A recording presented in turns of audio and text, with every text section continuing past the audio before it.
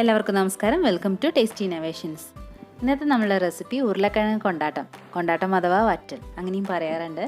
അപ്പോൾ നമ്മൾ മുളക്, പാവയ്ക്ക അങ്ങനെ പല സാധനങ്ങൾ വെച്ചിട്ട് കൊണ്ടാട്ടം ഉണ്ടാക്കാറുണ്ട്. അപ്പോൾ നമുക്ക് ഉരുളക്കിഴങ്ങ് വെച്ചിട്ട് നല്ല ടേസ്റ്റ് ആയിട്ടൊരു കൊണ്ടാട്ടം ഉണ്ടാക്കാം. അപ്പോൾ അതിൻ്റെ മുന്നേ ആദ്യമായിട്ടാണ് നിങ്ങൾ ഈ ചാനൽ കാണുന്നുണ്ടെങ്കിൽ പ്ലീസ് സബ്സ്ക്രൈബ്, തൊട്ടടുത്തുള്ള ബെല്ലൈക്കൺ അമർത്തി ഓൾന്ന് പ്രസ് ചെയ്യുക. നമുക്കിനി റെസിപ്പിയിലേക്ക് പോവാം. ഞാനിവിടെ 3 ഉരുളക്കിഴങ്ങാണ് എടുത്തത്. അപ്പോൾ ഇത് ഉണങ്ങി കഴിയുമ്പോൾ വളരെ കുറച്ചേ ഉണ്ടാവുള്ളൂ, ചെറിയൊരു ക്വാണ്ടിറ്റി ഉണ്ടാവുള്ളൂ. അപ്പോൾ എനിക്കിവിടെ ഉണക്കാനുള്ള സൗകര്യം അധികം ഇല്ല. അപ്പോൾ നിങ്ങൾക്ക് കാണിക്കാൻ വേണ്ടിയിട്ട് ജസ്റ്റ് ഒന്ന് ട്രൈ ചെയ്തെന്ന് മാത്രമേ ഉള്ളൂ. നമ്മൾ ഉരുളക്കിഴങ്ങ് തൊലി കളഞ്ഞിട്ട് കഴുകിയ ശേഷം കനം കുറഞ്ഞ്, അതായത് ഏകദേശം ഈ ഒരു കനത്തിലാണ് നമ്മൾ അരിഞ്ഞിരിക്കുന്നത്. ഇനി ഇത് നമുക്കൊന്ന് വേവിച്ചെടുക്കണം. നമ്മൾ വെള്ളത്തിലൊന്ന് വേവിച്ചെടുത്തിട്ടാണ് ഉണക്കാൻ ഇടുന്നത്. നമ്മൾ ഉരുളക്കിഴങ്ങ് വേവിക്കാൻ വേണ്ടിയിട്ട് ഒരു പാനിൽ കുറച്ച് വെള്ളം ഒഴിച്ച് കൊടുക്കുകയാണ്. ഉരുളക്കിഴങ്ങെല്ലാം മുങ്ങി നിൽക്കത്തക്ക രീതിയിൽ വേണം വെള്ളം ഒഴിക്കാൻ. എന്നിട്ട് അതിലേക്ക് ഒരു 1/2 ടീസ്പൂണോളം മഞ്ഞൾപ്പൊടി ചേർത്ത് കൊടുക്കാം. പിന്നെ നമ്മൾ ചേർക്കുന്നത് ഉപ്പാണ്. ഇപ്പോൾ കൊണ്ടാട്ടാണ് നമ്മൾ ഉണ്ടാക്കുന്നത്, അപ്പോൾ അത്യാവശ്യം ഉപ്പ് ചേർക്കണം. നോക്കിയിട്ട് വേണം ചേർക്കാൻ. നന്നായിട്ട് ഉപ്പ് പിടിക്കണം. നമ്മൾ ബോയിൽ ചെയ്യണ സമയത്ത് ഉരുളക്കിഴങ്ങിൽ നന്നായിട്ട് ഉപ്പ് പിടിക്കണം. പിന്നീട് നമുക്ക് ചേർക്കാൻ പറ്റില്ല. ഇതെല്ലാം കൂടി നന്നായി ഇളക്കിയ ശേഷം നമുക്കിതൊന്ന് തിളപ്പിക്കാം. വെള്ളം നന്നായിട്ട് തിളച്ച് തുടങ്ങിയിട്ടുണ്ട്. ഇനി നമ്മൾ കനം കുറച്ച് അരിഞ്ഞ് വെച്ചിരിക്കുന്ന ഉരുളക്കിഴങ്ങ് ഓരോന്നായിട്ട് ചേർത്ത് കൊടുക്കാം. ഉരുളക്കിഴങ്ങെല്ലാം വെള്ളത്തിൽ മുങ്ങി നിൽക്കത്തക്ക രീതിയിൽ വേണം നമ്മൾ വേവിച്ചെടുക്കാൻ. നിങ്ങൾക്കിനി വെള്ളം ഊറ്റി കളയേണ്ടെന്നുണ്ടെങ്കിൽ കറക്റ്റ് വെള്ളം വെച്ചിട്ടൊന്ന് വറ്റിച്ചെടുത്താൽ മതി. നമ്മൾ ഇതേപോലെ തന്നെ പാവയ്ക്ക, പയർ, കപ്പ ഒക്കെ നമുക്ക് ഇതേപോലെ ചെയ്യാൻ പറ്റും. ആ സമയത്ത് നിങ്ങൾക്ക് വെള്ളം ഊറ്റി കളയേണ്ടെന്നുണ്ടെങ്കിൽ കറക്റ്റ് വെള്ളം വെച്ചിട്ട് നേരത്തെ പറഞ്ഞ പോലെ തന്നെ വറ്റിച്ചെടുത്താൽ മതി. നമ്മളെല്ലാ ഉരുളക്കിഴങ്ങും സ്ലൈസും ഇട്ട് കൊടുത്തിട്ടുണ്ട്. ഇനി ഇതൊന്ന് വേവിച്ചെടുക്കണം.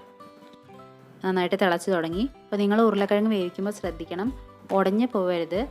ഉപ്പും മഞ്ഞപ്പൊടിയും എല്ലാം അതിൽ പിടിക്കത്തക്ക രീതിയിലൊന്ന് വേവിച്ചെടുക്കാൻ മാത്രമേ പാടുള്ളൂ. അല്ലാതെ ഉടഞ്ഞു പോയാൽ അതിന് ഉണങ്ങി കഴിയുമ്പോൾ ശരിയാവില്ല. ഉപ്പും മഞ്ഞപ്പൊടിയൊക്കെ ഉരുളക്കിഴങ്ങിൽ നന്നായിട്ട് പിടിച്ച് തുടങ്ങി. ഇനി നമുക്കത് കോരിയെടുക്കാം. വെള്ളം നന്നായിട്ട് ഊറ്റി കളഞ്ഞ ശേഷം എടുക്കാം. സാധാരണ കേരളത്തിന് പുറത്ത് താമസിക്കുന്നവരൊക്കെ നാട്ടിൽ നിന്നാണ് ഈ വക സാധനങ്ങളൊക്കെ ഉണ്ടാക്കി കൊണ്ടുപോകുക വെക്കേഷൻ വരുമ്പോൾ. പക്ഷേ ഉരുളക്കിഴങ്ങിൻ്റെ കാര്യത്തിൽ നമുക്ക് എവിടെ വേണമെങ്കിലും ഉണ്ടാക്കാൻ പറ്റും. കാരണം എല്ലാത്തും അവൈലബിൾ ആയിട്ടുള്ളൊരു സാധനമാണ്. നമുക്ക് വെയിൽ മാത്രം ഉണ്ടായാൽ മതി. വെയിലുള്ള സ്ഥലങ്ങളിലാണെങ്കിൽ സുഖമായിട്ട് നമുക്ക് ഉണ്ടാക്കാൻ പറ്റും. ഉരുളക്കിഴങ്ങൊക്കെ ഊറ്റിയെടുത്തിട്ടുണ്ട്. ഇനി നമ്മൾ ചെയ്യുന്നത് ഉണക്കാൻ വേണ്ടിയിട്ട് വെക്കുകയാണ്. അപ്പോൾ അതിന് വേണ്ടിയിട്ട് ഞാനിപ്പോൾ ഇവിടെ ഒരു സ്റ്റീൽ പ്ലേറ്റിലാണ് എടുത്തത്. നിങ്ങൾക്ക് വേണമെങ്കിൽ പ്ലാസ്റ്റിക് ഷീറ്റിലോ അങ്ങനെ എന്തെല്ലാം നിങ്ങൾ ഉണക്കണമെന്ന് വെച്ചാൽ അതനുസരിച്ച് ചെയ്യാം.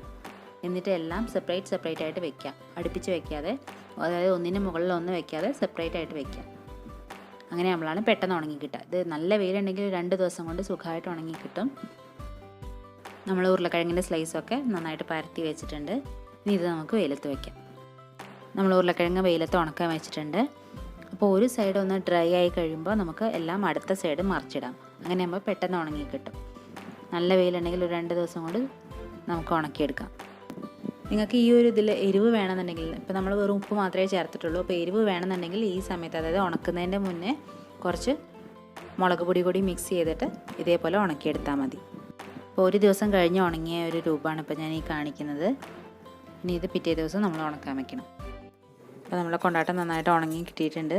നല്ല ഡ്രൈ ആയിട്ടുണ്ട്. അപ്പോൾ നമ്മളിങ്ങനെ ഇടുമ്പോൾ ഈ ഒരു സൗണ്ട് വരിക. നല്ല ഉണങ്ങുമ്പോഴാണ് ഈ ഒരു സൗണ്ട് ഇങ്ങനെ വരുന്നത്. അപ്പോൾ ഞാനൊന്ന് വറുത്ത് കാണിച്ചു തരാം. അപ്പോൾ അതിന് വേണ്ടിയിട്ട് എണ്ണ ചൂടാക്കാൻ വെച്ചിട്ടുണ്ട്. എണ്ണ നന്നായിട്ട് ചൂടാകുമ്പോൾ നമുക്ക് നമ്മൾ നേരത്തെ റെഡിയാക്കി വെച്ച കൊണ്ടാട്ടങ്ങൾ ഓരോന്നായിട്ട് വറുത്ത് പോരാം. ഇത് ഫ്രൈ ആയി കിട്ടാൻ അധികം സമയമൊന്നും എടുക്കില്ല, പെട്ടെന്ന് തന്നെ ഫ്രൈ ആവും. ഇത് നമുക്ക് ചോറിൻ്റെ കൂടെ സൈഡ് ഡിഷായിട്ടും വൈകുന്നേരം ചായയുടെ കൂടെയൊക്കെ നമുക്ക് കഴിക്കാൻ പറ്റിയൊരു ഡിഷാണ്. ഇപ്പോൾ ഈ വേനൽക്കാലത്ത് നമ്മൾ ഇതേപോലെ ഇങ്ങനെ കൊണ്ടാട്ടങ്ങൾ ഉണ്ടാക്കി വെക്കുകയാണെങ്കിൽ മഴക്കാലത്ത് നമുക്ക് സുഖമായിട്ട് ഉപയോഗിക്കാം. അപ്പോൾ എന്തായാലും നിങ്ങൾക്ക് ഈ റെസിപ്പി ഇഷ്ടമായി എന്ന് വിചാരിക്കുന്നു. ചിലപ്പോൾ നിങ്ങൾ ഉണ്ടാക്കുന്ന റെസിപ്പിനെ ആയിരിക്കാം. അപ്പോൾ അറിയാത്തവർ എന്തായാലും ഉണ്ടാക്കി നോക്കുക. നമുക്ക് വീണ്ടും പുതിയ റെസിപ്പീസായിട്ട് കാണാം. അപ്പോൾ അതിൻ്റെ മുന്നേ ചാനൽ സബ്സ്ക്രൈബ് ചെയ്യാൻ മറക്കരുത്. ലൈക്ക് ചെയ്യുക, ഷെയർ ചെയ്യുക. നമുക്ക് വീണ്ടും കാണാം. താങ്ക്